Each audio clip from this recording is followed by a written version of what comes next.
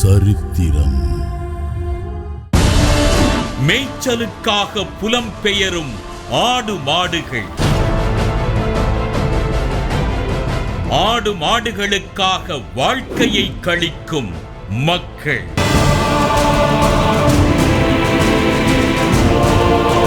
கால்நடைகளை பாதுகாக்கும் கடவுள்கள்,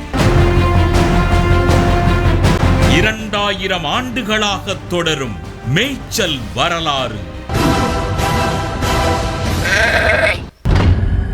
மண் பேசும் சரித்திரம். திருவண்ணாமலை மாவட்டம் செங்கம் பகுதி மலையும் காட்டுப்பகுதிகளும் சூழ்ந்த அழகிய பகுதி.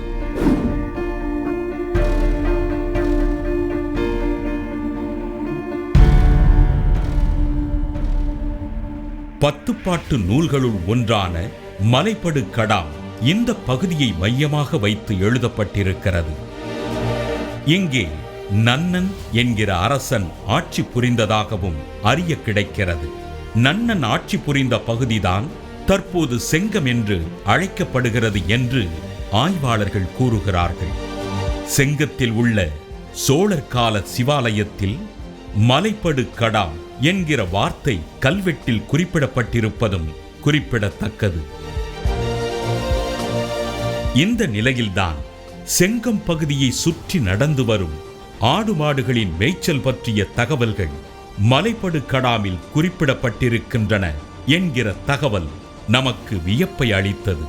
தலையரும்பு கதழும் நாறுக்குடி புறவின் வேறு புலம் படர்ந்த ஏருடை இனத்த வளையான் தீம்பால் விளைசூழ் கோவலர் என்று மலைபடு கடாம் கூறுகிறது. 10 பாட்டில் குறிப்பிடுகின்ற மலைபடு கடாம் பாடல்ல அவங்க என்ன சொல்றாங்கன்னா, தலையரும்பு கதலும் 4 கோடி புறவின் வேறுபுலம் படர்ந்த ஏருடை இனத்த வளையான் தீம்பால் மிளைசூழ் கோவலர் என்று அந்த பாடல் குறிப்பிடுகிறது. அந்த பாடலுடைய அர்த்தம் என்னன்னா,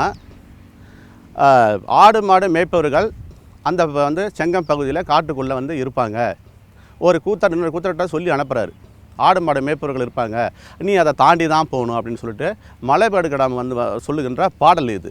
இதேபோல் மலைபடு கடாமில் காணிலை எருமை என்றும் காவும் பள்ளியும் என்றும் பல வார்த்தைகள் குறிப்பிடப்படுகின்றன.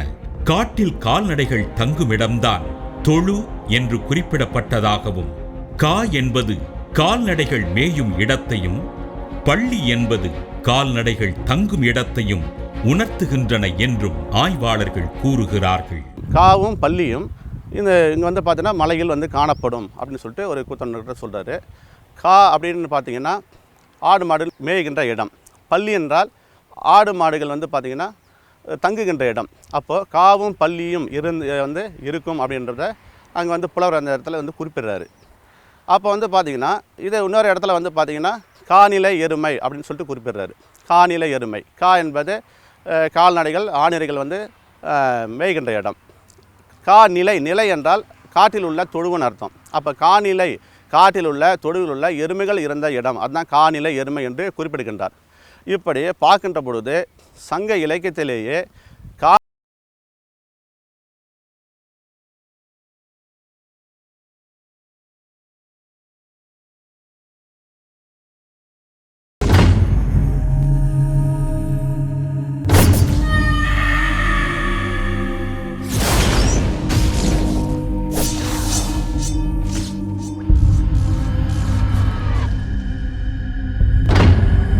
மண் பேசும் சரித்திரம். மேய்ச்சலுக்காக புலம்பெயரும் ஆடு மாடுகள், ஆடு மாடுகளுக்காக வாழ்க்கையை கழிக்கும் மக்கள்,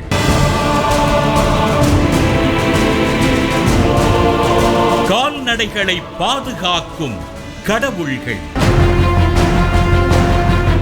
2000 ஆண்டுகளாக தொடரும் மேய்ச்சல் வரலாறு. மண் பேசும் சரித்திரம். திருவண்ணாமலை மாவட்டம் செங்கம் பகுதி மலையும் காட்டுப்பகுதிகளும் சூழ்ந்த அழகிய பகுதி.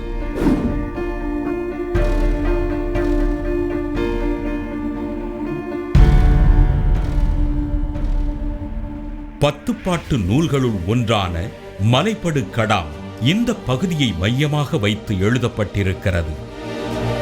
இங்கே நன்னன் என்கிற அரசன் ஆட்சி புரிந்ததாகவும் அறிய கிடைக்கிறது.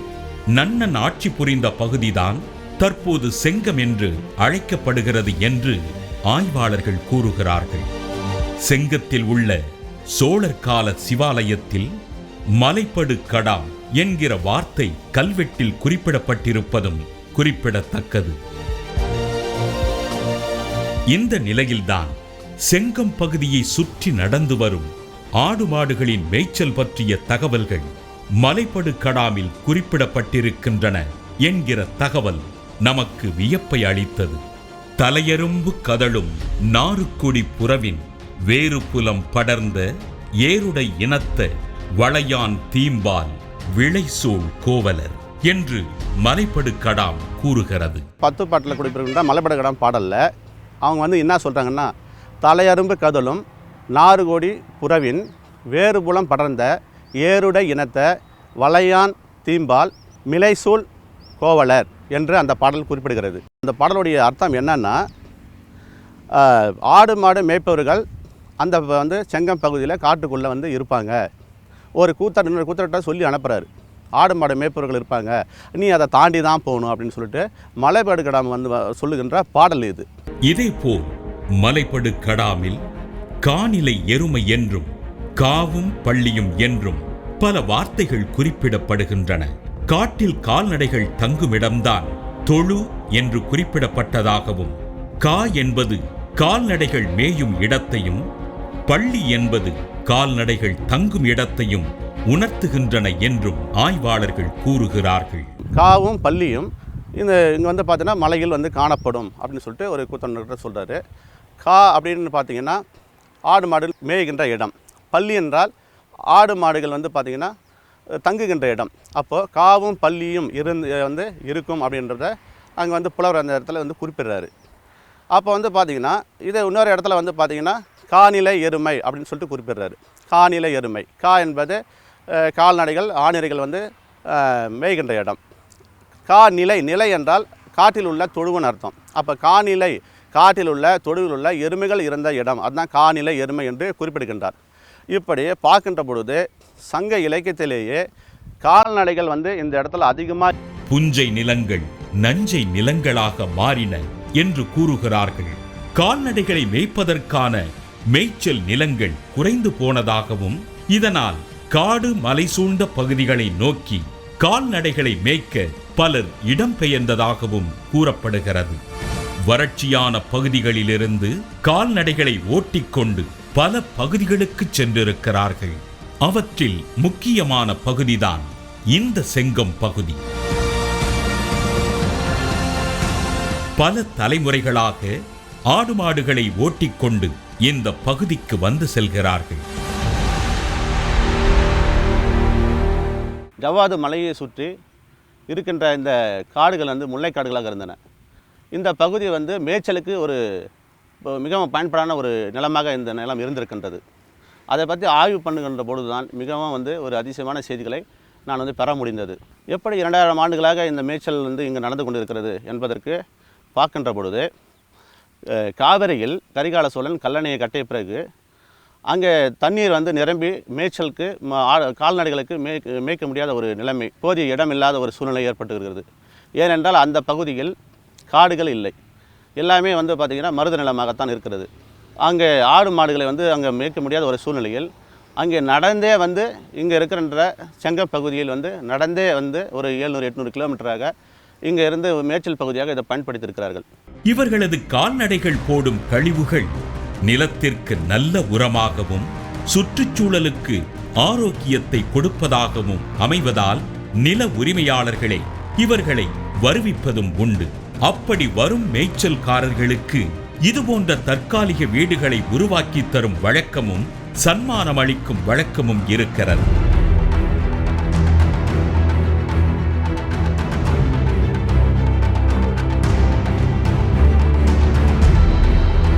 இவர்கள் பகல் முழுக்க ஆடு மாடுகளை மேய்க்கிறார்கள். ஆடு மாடுகளை மேய்ப்பவர்களுக்கு கம்புக்காரர்கள், கோல்காரர்கள் என்று பல பெயர்கள் உண்டு. இதேபோல் இவர்களுக்கு தலைமை பதவியில் இருப்பவரை கீதாரி என்று அழைக்கிறார்கள். கீதாரின்னு எங்களுக்கு இந்த ஆட்டு ஒரு தலைமையாக ஒரு இடத்துல போடுறோம்னா ஒரு தலைமையாக இருக்கிறவர் நாங்கள் கீதாரின்னு சொல்வது பழக்கம். அதே மாதிரி கீதாரிகிட்ட தான் எல்லோரும் பேசுவாங்க. இப்போ ஒரு ஊருக்கு போகிறோம்னா ஒரு 4 பேர் 5 பேர் ஒரு குடும்பமாக போய் சேருவோம். அந்த இடத்துல தங்கியிருக்கும் போது அவங்களுக்கு ஒருத்தர் தலைமையாக இருக்கிறவரை கீதாரின்னு சொல்லுவோம். அப்படிங்கும்போது அந்த கீதாரி அந்த கீதாரிகிட்ட தான் அந்த ஊருக்காரங்க முறையிடுவாங்க. ஆடு மற்றபடி பட்டி போடுறதோ மற்ற சமாச்சாரமோ எதாக இருந்தாலும் அந்த கீதாரிட்டு தான் பேசுவாங்க. அந்த இடத்துல ஆடு மேய்க்கிறவங்கன்னு பார்த்தா கம்புக்காரங்க, ஆடு ஓட்டுறவர் ஆடு மேய்ப்பாளின்னு சொல்கிறது பழக்கம். அந்த மேய்ப்பாளி ஒரு கிட்டத்தட்ட ஒரு 100 ஆட்டுக்கு 2 மேய்ப்பாளி வேணும். அப்போ தான் அந்த ஆடை ஓட்டு செல்ல முடியும். ஆண்கள் மேய்ச்சலுக்கு சென்றுவிட பெண்கள் உணவு தயாரிப்பு போன்ற வேலைகளில் ஈடுபடுகிறார்கள்.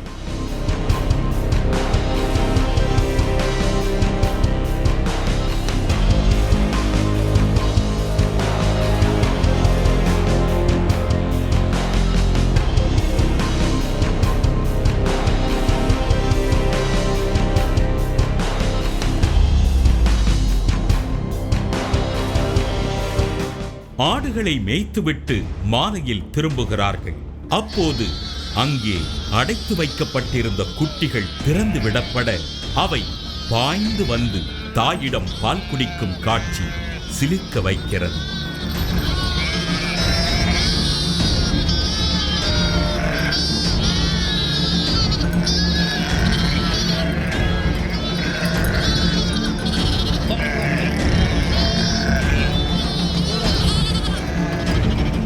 மேய்ந்துவிட்டு திரும்ப கால்நடைகள் அடைக்கப்படும் இடத்தை பட்டி என்று அழைக்கிறார்கள். வலை போன்ற பாதுகாப்பு ஏற்பாடுகள் தற்போது செய்யப்படுகின்றன.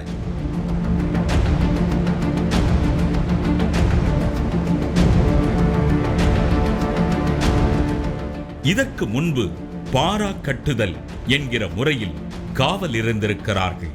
ஆரம்பத்தில் எங்கள் முன்னோர்கள் இருக்கும்போது என்ன பண்ணுன்னா ஆட்டுக்கு பாரா கட்டுவாங்க. அந்த ஆட்டை பாதுகாக்கிறது. இரவில் நம்ம தூங்கிட்டோம்னா ஆடு பக்கத்து வெளியில் இறங்கிறோம். அப்போ ஒரு பெரிய என்ன பண்ணியிருக்காங்கன்னா அதில் தூங்கிடக்கூடாது, அவங்களுக்கு ஒரு தண்டனை கொடுக்கணும். அப்போ தான் அடுத்த முறை அவங்க விழிப்புணர்வாக இருப்பாங்கங்கிறதுக்காக அந்த பாரா ஒரு 2 நபரை போட்டுருவாங்க. ஒரு கும்பலை ஒரு 20 பேர் பற்றிட்டு போகிறோம்னா அதில் 2 பேர் 2 மணி நேரம் ஸ்டாப் பண்ணுவாங்க. அந்த 2 மணி நேரம் அவங்க இருக்கிற டயத்தில் 2 மணி நேரம் அவங்க இருப்பாங்க. 2 மணி நேரத்தில் யாராச்சும் ஒருத்தர் தூங்கிட்டாருன்னா பக்கத்தில் இருக்கிறவர் போய் அவரை தட்டி எழுப்பி அவரை பாராவில் அவர் சரியாக இல்லை அப்படிங்கிறத மறுநாள் அந்த தலைவர் கேட்பார். கீதாரிங்கிறவர் கூட்டம் போட்டு காலை 10 மணிக்கு ஸ்டார்ட் பண்ணுவார். அந்த பக்கத்தில் இருந்தவர் சொல்லுவார், அவர் ஒருத்தர் தூங்கிட்டார் அப்படிங்கும்போது அவரை கூப்பிட்டு வச்சு, எப்படிப்பா நீ தூங்குனா, நீ தூங்கிட்டீங்கன்னா பக்கத்து வயலில் போச்சுன்னா யார் பதில் சொல்கிறது, இல்லை ஆடை அவனை களவாணிட்டு போனால் எப்படி பதில் சொல்கிறது அப்படின்னு சொல்லி ஒரு சட்டம் போடுவார். அப்போ என்ன பண்ணுவார்னா அதில் இருக்கிறவரில் கொஞ்சம் தடும்பலாக உள்ளவரை தூக்கி அந்த ஆட்டு மந்தை எவ்வளோ தூரத்துக்கு இருக்கோ அந்த இதை 3 வலையை சுற்றி வரணும். அவர் தோள்பட்டையில் தூக்கி அவர் 3 வலையை சுற்றி வரணும். சுற்றி அந்த இடத்துல இறக்கி விட்டுறணும். மறுபடியும் அவருக்கே ஆகா நம்ம செஞ்ச தப்பு, இன்னுமே 2 மணி நேரம் நம்ம ஜாக்கிரதையாக இருக்கணும், இந்த ஆட்டை பாதுகாக்கணும். அதனால் அந்த தப்பை மறுபடியும் அவங்க செய்ய மாட்டாங்க. மீண்டும் மறுநாள் காலை மேய்ச்சலுக்காக செல்லும் தாய் ஆடுகளிடம் குட்டிகள் பாசத்தோடு பால் குடிக்கின்றன.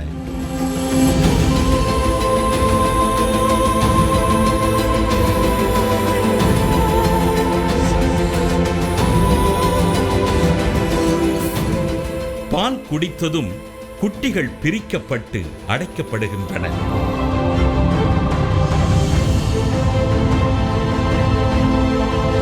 பிறகு ஆடுகள் மேய்ச்சலுக்காக ஓட்டிச் செல்லப்படுகின்றன.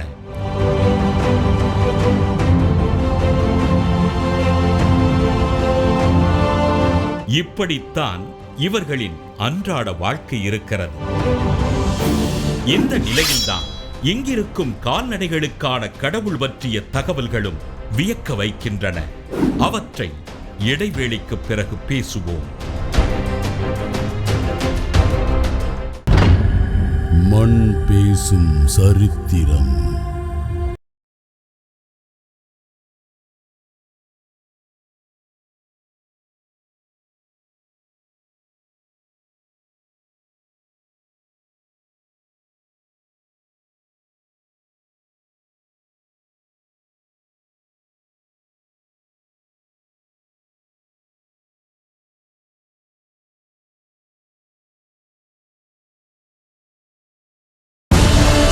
மேய்ச்சலுக்காக புலம்பெயரும் ஆடு மாடுகள், ஆடு மாடுகளுக்காக வாழ்க்கையை கழிக்கும் மக்கள்,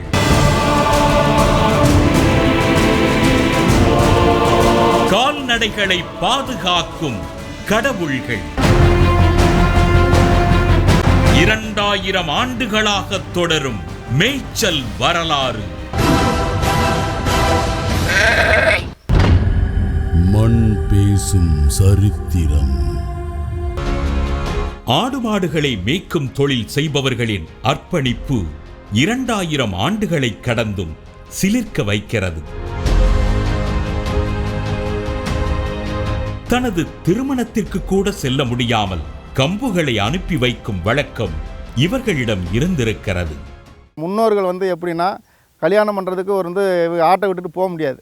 அப்படிங்கும்போது அவர் ஆடு மேய்க்கக்கூடிய ஒரு கம்பை வச்சு கொண்டு போய் அந்த பொண்ணு ஓரத்தில் வச்சு தாலியை கட்டி மறுபடி அவங்க அக்கா தங்கச்சிக்கு தான் தாலி கட்டுவாங்க. அந்த பொண்ணுக்கு கட்டி முடிஞ்ச உடனே மறுபடியும் அந்த பொண்ணை கொண்டாந்து அந்த ஆடு மேய்க்கிறவர்கிட்ட கொண்டாந்து விட்டுருவாங்க.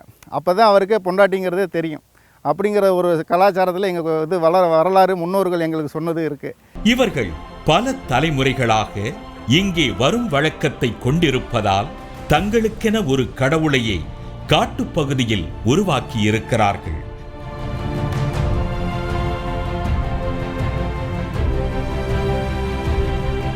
சேங்கனியம்மன் என்ற பெயரில் இவர்கள் வணங்கும் கடவுள் ஆரம்பத்தில் பாறையை வைத்து வணங்கப்பட்டிருக்கிறது. பிறகுதான் இங்கே அழகிய சிறு கோவிலை இவர்களே உருவாக்கி இருக்கிறார்கள். இது இந்த அம்மன் பேர் சேங்கனி அம்மன் பேர். இந்த அம்மன் ஆரம்பத்திலேருந்து ஒரு சின்ன ஒரு கல் மலை குன்றிலிருந்து இது உற்பத்தியானது. அப்போ எங்கள் ஆடு மடக்கி செல்லும்போது இது ஒரு ஓடை பகுதியாக இருந்தது. அப்போ எங்கள் ஆளுகள்லாம் இங்கே தண்ணி குடிச்சிட்டு இந்த இடத்துல கொஞ்சம் இளைப்பாறுவது வழக்கம். அப்போ அந்த மாதிரி வரக்கூடிய ஒரு சூழ்நிலையில் அப்புறம் மறுபடியும் எங்கள் ஆளுகளே ஏதோ ஒரு அப்படியே வெள்ளி செவ்வாய்க்கு சாமி கும்பிடுவது வழக்கம். அப்படி இருக்கும்போது இந்த தெய்வத்துக்கு ஏதோ ஒரு கோயில் கட்டணும் அப்படின்னு சொல்லி எல்லாருமே ஒரு முடிவு பண்ணி ஆட்டுக்காரங்க மற்றபடி இங்கே இருக்கிற ஊருக்காரங்க எல்லோரும் கலந்து வனத்துறை அதிகாரிகளை கலந்து ஒரு கோயில் கட்டணும் அப்படின்னு இருக்கும்போது இந்த கோயிலை உற்பத்தி பண்ணாங்க. இந்த கோயிலை அதிலிருந்து கும்பாபிஷேகம் நடத்தி இதுவரைக்கும் நல்ல ஒரு சிறப்பான ஒரு தெய்வமாக விளங்கிட்டு இருக்கு. கோவிலுக்கு அருகே வற்றாத கிணறு ஒன்றும் அமைந்திருக்கிறது. கால்நடைகளின் தண்ணீர் தேவை மட்டுமன்றி அருகாமையில் இருக்கும் கிராமங்களின் தண்ணீர் தேவையும் இதன் மூலம் பூர்த்தி செய்யப்படுகிறது.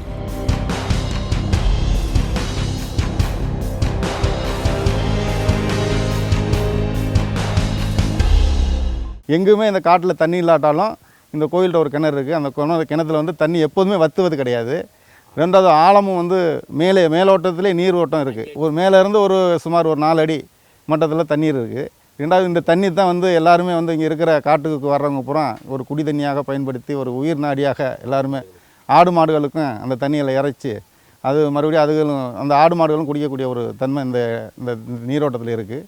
அப்படிங்கும்போது இந்த பகுதி மக்கள்கள் பூரா இங்கேருந்து தான் இப்போ இந்த பக்கத்து கிராமமான மேல் சங்கத்து கூட குடி தண்ணீர் இங்கேருந்து தான் போய்கிட்டு இருக்கு விநியோகமாகி. இதே போல் வேடியப்பன் என்ற பெயரிலும் ஒரு நடுக்கல் வழிபாடு இருக்கிறது. கால்நடைகளை காக்க உயிர் துறந்த ஒருவருக்கு வைக்கப்பட்ட நடுகல்தான் இது என்றும் கூறுகிறார்கள். தண்டம்பட்டு என்ற ஊரிலும் சிறிய நடுக்கல் ஒன்று இருக்கிறது. இதுவும் கால்நடை மேய்ப்பவருக்காக எடுக்கப்பட்ட நடுகல்லாக கூறப்படுகிறது.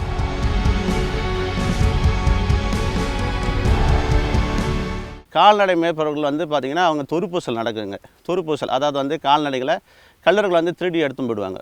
அப்படி திருடி எடுக்கும்போது அதில் கால்நடை மேய்ப்பவர்கள் அதை அது அவங்கக்கிட்ட சண்டை நடக்கும். அந்த சண்டை நடக்கும் பொழுது அவர்களுக்குள்ள இறந்தவர்களுக்கு பார்த்திங்கன்னா அங்கே அவங்களுக்கு வச்சு நடுக்கல் வச்சு வணங்குற ஒரு பழக்கம். அப்படி தான் பார்த்திங்கன்னா செங்கம் பகுதியில் அதிகமான நடுக்கற்கள் தொறுப்பூசல் நடுக்கர்களாகவே எல்லாமே கிடைக்குது. கால்நடைகளை மேய்ப்பவர்களுக்கு நாய்கள் பாதுகாவலர்களாக இருக்கின்றன. செங்கம் பகுதியை சுற்றிலும் மேல் பள்ளிப்பட்டு, மேல் ராவந்தவாடி, ஆனந்தவாடி போன்ற பெயர்களில் ஊர்கள் காண கிடைக்கின்றன. இவையெல்லாம் மேய்ச்சல் தொழிலோடு தொடர்புடைய ஊர்களாக கூறப்படுகின்றன. செங்கம் பகுதியில் இங்கே இருக்கின்ற ஊர்கள் எல்லாமே வந்து பார்த்தோன்னா கால்நடைகள் சம்மந்தப்பட்ட ஊராகவே இங்கே இருக்குது. கால்நடைகளுடன் சம்மந்தப்பட்ட ஊராக தொருப்பாடி அப்படின்னு சொல்லிட்டு ஒரு ஊர் இருக்குது. தொரு என்றால் கால்நடையை தான் சொல்லுவோம். தொருப்பாடி கால்நடைகள் தங்குகின்ற ஊர் அப்படின்ற பொருள். அதே போல் தொக்கைப்பாடி அப்படின்ற ஊர் செங்கத்து அருகிலே வந்து பார்த்தோன்னா இப்பொழுது தோக்கவாடி என்று அழைக்கப்படுகிறது. அதை வந்து சங்க காலத்தில் தொக்கைப்பாடி என்று தான் வந்து நடுகர்களில் குறிப்பிடுறாங்க. அதே போல் பக்கத்தில் இருக்கிற இங்கே வந்து பார்த்தோன்னா மேல்சங்கந்த பக்கத்தில் இருக்கிற ஒரு ஊர் வந்து பார்த்திங்கன்னா ஆந்தைப்பாடி அப்படின்னு சொல்கிறாங்க. ஆ மந்தைப்பாடி. ஆ என்பால் கால்நடை தான் சொல்லுவாங்க, பசு தான் ஆ. மந்தைப்பாடி, ஆ மந்தைப்பாடி என்பது கால்நடைகள் கூட்டம் கூட்டமாக இருந்த ஒரு ஊர், அதுதான் ஆ மந்தைப்பாடி. அதே போல் பக்கத்தில் வந்து பார்த்திங்கன்னா ராவந்தவாடின்னு ஒரு கிராமம் இருக்குது. இரவில் மந்தையாக கால்நடைகள் தங்குகின்ற ஊர், அதுதான் ரா மந்தைப்பாடி அப்படின்னு சொல்லிக்கிறாங்க. அதே போல் வந்து பார்த்திங்கன்னா ஆண்டிப்பட்டி, புளியம்பட்டி. பட்டி என்றாலே கால்நடைகள் குறிப்பாக ஆடு மாடுகள் வந்து பார்த்திங்கன்னா ஒரு இடத்துல தங்குற இடத்துக்கு பேர் பட்டி. இப்படி செங்கம் பகுதியில் நடந்து வரும் மேய்ச்சல் தொழில் 2000 ஆண்டுகளை கடந்த வரலாற்று சிறப்பு கொண்டது என்பதை அறிகின்ற போது ஆச்சரியமும் சிலிர்ப்பும் ஒருங்கே எழுந்து நிற்கின்றன. இன்னும் பல்லாயிரம் ஆண்டுகளை கடந்தும் இந்த பண்டைய வழக்கம் வாழ வேண்டும் என்றுதான் எண்ணத் தோன்றுகிறது.